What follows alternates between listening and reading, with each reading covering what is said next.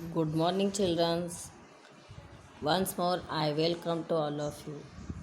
Today, we are going to learn Marathi Balbharati. आज मी तुम्हाला मराठी सुलभ भारती या पाठ्यपुस्तकातील कविता 10वी ससोबा ही कविता मी तुम्हाला शिकवणार आहे.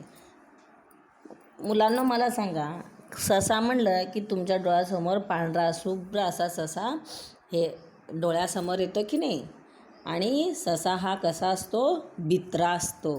आणि काय जरा जरी आवाज झालं तो धूम पळत सुटतो की नाही. मग ससा तुम्हाला आवडतो की नाही मुलांनो. मग आज आपण या सस्याची कविता पाहणार आहोत. मग पहिल्यांदा सर्वांनी नीट ऐकायची आहे.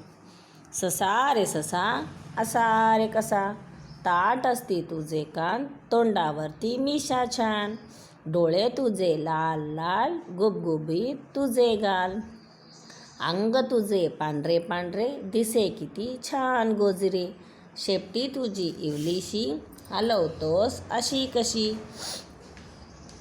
गवत करतो कुरू कुरू, चालतोस तू तुरू तुरू, चावूल लागता थोडीशी, मारतोस तू दडी अशी, असा रे कसा भित्रा तू तसा.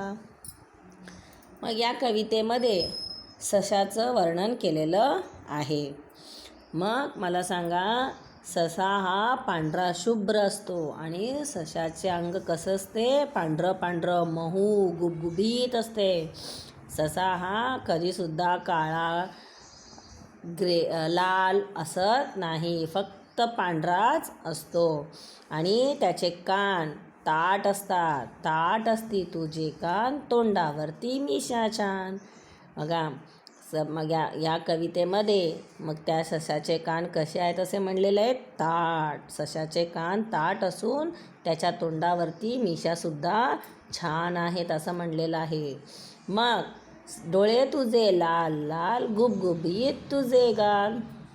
मग त्याच्या डोळ्याचं सुद्धा वर्णन केलेलं आहे इथं.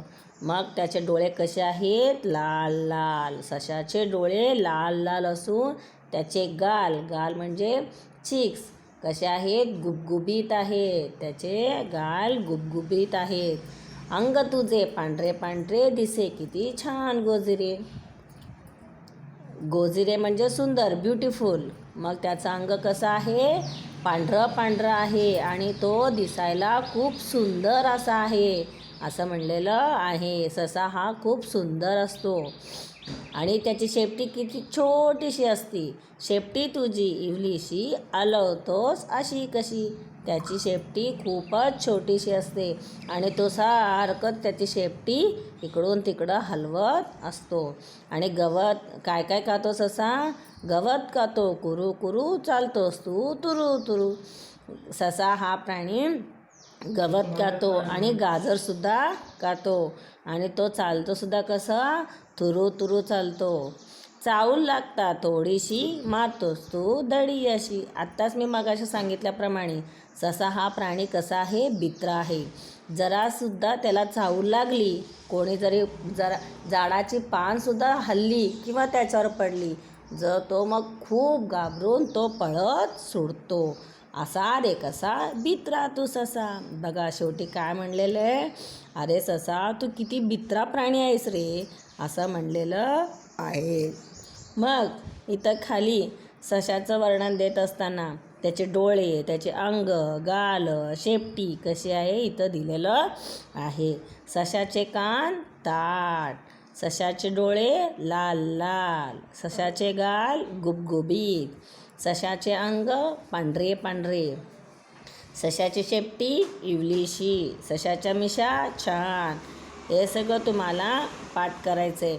आणि कवितासुद्धा ससा रे ससा ही कवितासुद्धा तुम्हाला पाठ करून ठेवायची आहे. मग परत एकदा म्हणूयात आपण. ससा रे ससा असा रे कसा, ताट असती तुझे कान, तोंडावरती मिशा छान, डोळे तुझे लाल लाल, गुबगुबीत तुझे गाल, अंग तुझे पांढरे पांढरे, दिसे किती छान गोजरे, शेपटी तुझी इवलीशी, हलवतोस अशी कशी, गवत खातो कुरू कुरू, चालतोस तू तुरू तुरू. चावल लागता थोडीशी, मारतोस तू दडी अशी, असा रे कसा भित्रा तू ससा. आवडली ना कविता? ही कविता तुम्हाला पाठ करायची. Okay, thank you.